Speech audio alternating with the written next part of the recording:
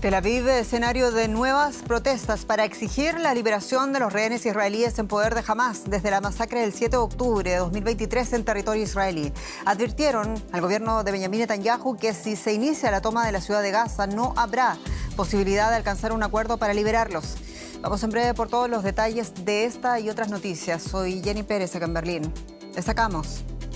Los familiares de los rehenes israelíes volvieron a exigir al gobierno que acepte una tregua que permita su liberación en la franja de Gaza. El gobierno israelí amenaza con destruir la ciudad de Gaza en el centro del enclave palestino si Hamás no libera a los secuestrados. En Colombia, el presidente Gustavo Petro anuncia una movilización militar para frenar la ola de atentados, así como también la captura de sospechosos de perpetrar el ataque contra una base aérea en Cali. Petro también confirmó el arresto del hermano del líder criminal más buscado en Colombia, alias Iván Mordisco. Y en el Día de la Bandera Nacional de Ucrania, el presidente Volodymyr Zelensky insistió en que su territorio jamás sería cedido y afirmó que la bandera era un símbolo de esperanza para los ucranianos que viven bajo la ocupación.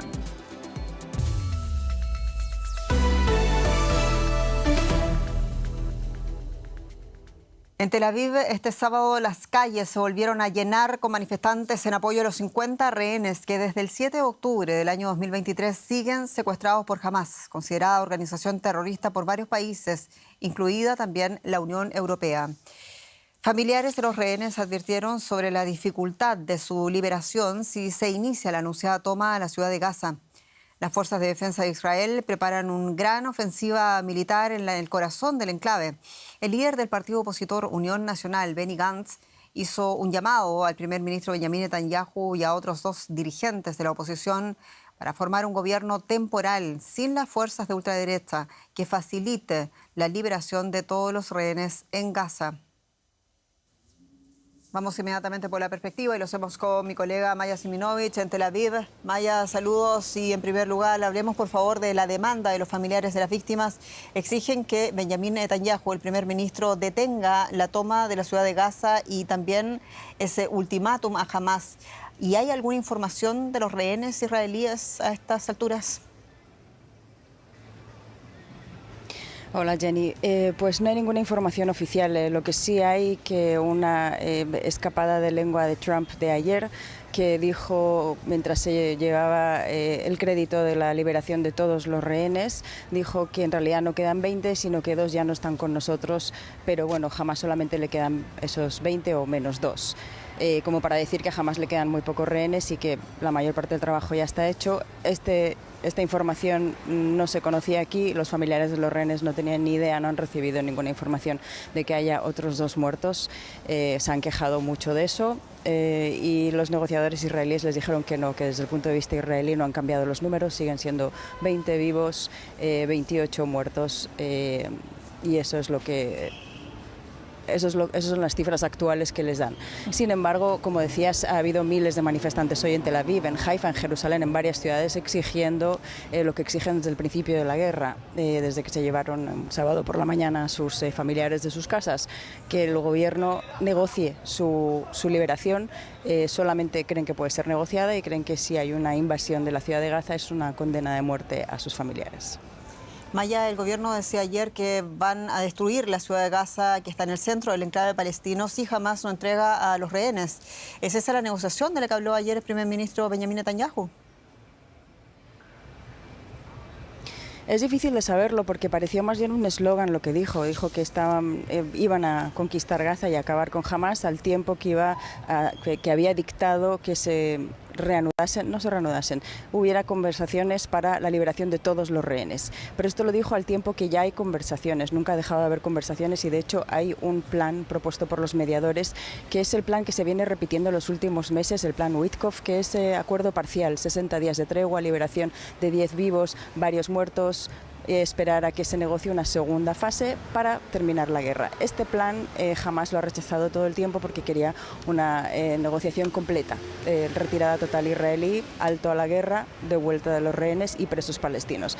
Israel, por su parte, estaba a favor del plan de fases, o decía que estaba a favor de esto, pero desde hace un mes más o menos Netanyahu está diciendo al contrario, que quiere un plan completo, todos los rehenes de una vez, y que jamás debe aceptar las condiciones israelíes, que son una zona de desamortiguación de unos 25% de Gaza, que es una cantidad grande, el desarme total de Hamás. Y Hamás no estaba aceptando esto, pero está aceptando algo muy parecido, y lo achacan los analistas a una debilidad clara de Hamás, que además los países árabes y musulmanes ya no lo apoyan. Turquía tampoco, parece que está en una situación en la que por eso está aceptando este plan parcial que no aceptaba antes. Israel no se pronuncia. Y los mediadores están desesperándose, y parece que el plan este parcial es simplemente para dar un poco más de tiempo y que las partes concilien desde algún punto de vista algo. Y se está esperando la respuesta israelí. Maya Siminovich, muchas gracias en Tel Aviv. Y Colombia aún sigue en shock por el nuevo capítulo de violencia extrema que ha llevado al presidente del país, a Gustavo Petro, a movilizar a militares, que es un tabú para la izquierda, y anunciar que declarará a las bandas delictuales organizaciones terroristas. Bueno, en un ambiente preelectoral crece también la presión sobre el gobierno por esta ola de violencia, mientras avanzan las investigaciones sobre los atentados que el jueves causaban 19 muertos y cerca de 80 heridos. Hasta el momento han sido detenidos 3 hombres por los ataques contra la base aérea en Cali, atribuido a las disidencias de la FARC. También ha sido arrestado Luis Vera Fernández, alias Mono Luis, el hermano del guerrillero más buscado de Colombia, conocido como Iván Mordisco. Y hasta ahora todos los esfuerzos para dar con Iván Mordisco, que es un criminal al que han dado 3 veces por muerto y al que le atribuyen el atentado en Cali, decíamos, y por el que también ofrecen $1 millón. Ampliamos en Bogotá con la periodista Alexandra Correa. Alexandra, saludos. Y decíamos, alias Iván Mordisco, que sin embargo no es el único. El gobierno colombiano también está bajo la pista de alias Calarcá. Sin embargo, son 2 liderazgos criminales que están divididos. ¿Por qué estas figuras son tan importantes en el engranaje del narcotráfico en Colombia? Jenny, aprovecho resaltar precisamente que Petro hoy anunció la captura, como lo estabas contando, del hermano de Iván Mordisco en el centro del país durante la operación Medusa 12. Mira, Jenny, tras la firma del acuerdo de paz con las FARC, el movimiento guerrillero, en el año 2016 se apartaron del proceso alias Mordisco y a quien mencionas, alias Calarcá, junto a otros guerrilleros. Ambos ayudaron a consolidar las disidencias de las FARC, Estado Mayor Central. Estaban en diálogos de paz con el gobierno de Gustavo Petro, pero Mordisco se salió de ese proceso, de esa mesa, y Calarcá se quedó, lo que generó entre ambas figuras su distanciamiento. A ambos, como líderes de las estructuras señaladas de cometer los recientes atentados, se les atribuye los ataques en donde murieron, como lo dijiste, al menos 13 policías y al menos 6 civiles en Amalfi, Antioquia y Cali, la tercera ciudad más importante del país, que están cerca del Pacífico colombiano, por donde sale parte del narcotráfico. Jenny. Alexandra, ¿cuánto ha recrudecido la ola de violencia, esa presión contra la figura del presidente Petro? Los críticos le acusan de fracaso y también de negligencia de la seguridad del país. Todo esto en la antesala también preelectoral. Sí, Petro priorizó el diálogo sobre la fuerza y esto ayudó a la expansión de los grupos armados ilegales, quienes han aprovechado para disparar la producción de cocaína, llegando a niveles récords. Por eso la seguridad se ha convertido, Jenny, en el tema que más le preocupa al colombiano por encima de la economía o por encima de la corrupción, según una encuesta reciente. Mira, Jenny, tras los ataques recientes, Petro ordenó redoblar las operaciones contra estos grupos que denominó terroristas, diciendo que los narcos que ensangrentan serán perseguidos incluso a nivel mundial. Alexandra Correa, muchas gracias en Bogotá. Con mucho gusto. Y en la guerra de Ucrania, el presidente ucraniano Volodymyr Zelensky insiste en que no se entregará ninguna parte del territorio de Ucrania a Rusia. Lo hizo durante un discurso pronunciado en Kiev con motivo del Día de la Bandera Nacional de Ucrania. El mandatario dijo allí que el pabellón azul y amarillo es un símbolo de esperanza para los ucranianos que viven bajo la ocupación. En un encuentro con el jefe de la OTAN, Zelensky había expresado que el Kremlin está haciendo todo lo posible para impedir que se reúna con Vladimir Putin y puedan comenzar las conversaciones de paz.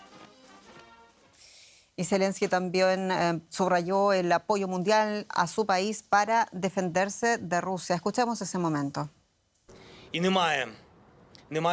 No existe capital en el mundo donde se respete la vida y al mismo tiempo no se respete la bandera ucraniana. Allí donde la vida tiene un verdadero valor, también se valora la alianza con Ucrania.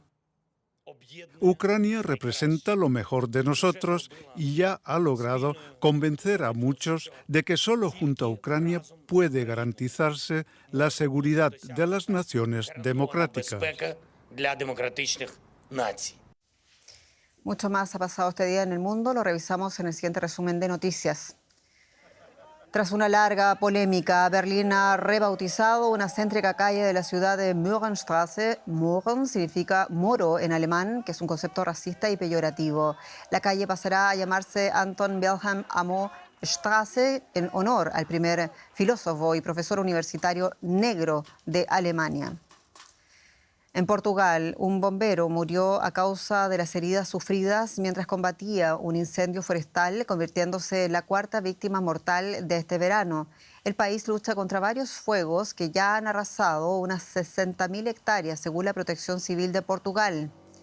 En España, los incendios que durante 2 semanas han asolado el país se han cobrado 4 vidas y han quemado más de 350.000 hectáreas. En Reino Unido, seguidores de la ultraderecha se concentraron en varias ciudades para protestar contra la migración. Están indignados porque muchos migrantes que solicitan asilo están siendo alojados en hoteles. También se han organizado contramanifestaciones. Más de 50.000 migrantes han cruzado el Canal de la Mancha en pequeñas embarcaciones durante el último año.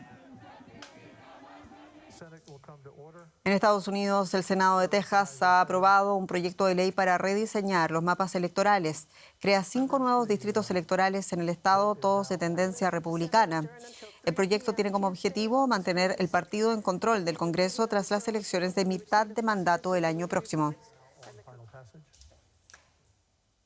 Y hoy tuvo lugar en Venezuela la jornada de alistamiento de reservistas que anunció Nicolás Maduro para, según dijo, hacer frente a la amenaza de Estados Unidos. Sin embargo, según reportes de organizaciones civiles, la jornada tuvo una mínima participación. La Casa Blanca declaró fugitivo a Maduro y sus colaboradores y puso la recompensa más cara jamás ofrecida por Estados Unidos por información que facilite su arresto. Trump asegura que Maduro no es el legítimo presidente del país y que, en cambio, es el líder del Cártel de los Soles, una organización criminal que inunda de droga a los Estados Unidos. La milicia de Venezuela, un componente de la Fuerza Armada Nacional Bolivariana, llevó a cabo una jornada de alistamiento en cuarteles y plazas, convocada por el presidente Nicolás Maduro. De esta manera, el mandatario da inicio al reclutamiento anunciado de 4,5 millones de efectivos, como respuesta al envío por parte de Estados Unidos de 3 buques de la Armada con 4.000 soldados a aguas del Caribe, cerca de Venezuela, que, según dijo un portavoz de la Casa Blanca, busca frenar el flujo de drogas hacia su país. Maduro denunció este viernes el despliegue militar de Estados Unidos como un plan inmoral, criminal e ilegal contra su país y acusa a Washington de buscar un cambio de régimen. De reunir la voluntad nacional, de poner a un lado diferencias menores o intestinas. Es tiempo de que Venezuela hable con una sola voz, la voz de la verdad, la voz de la patria, la voz del derecho que tenemos a la paz, al desarrollo, a la armonía. Entre tanto, este sábado apareció en la frontera del lado colombiano un aviso que publica la recompensa que ofrece el gobierno de Estados Unidos por la captura de Nicolás Maduro y su ministro del Interior, Diosdado Cabello, y que fue anunciada el pasado 7 de agosto. En el aviso se lee en inglés que se pagará $50 millones por Maduro y $25 millones por Cabello por información que conduzca a su arresto. Autoridades colombianas afirmaron a la agencia EFE que fue instalado sin autorización. Estados Unidos acusa al gobierno de Venezuela de estar vinculado al Cartel de los Soles, un grupo de narcotraficantes catalogado como organización terrorista. Y así nos llegamos al final de nuestro programa y les agradecemos como siempre su confianza. Soy Jenny Pérez, esto es Deutsche Welle, noticias en español desde Berlín para ustedes. Gracias por su atención y hasta pronto.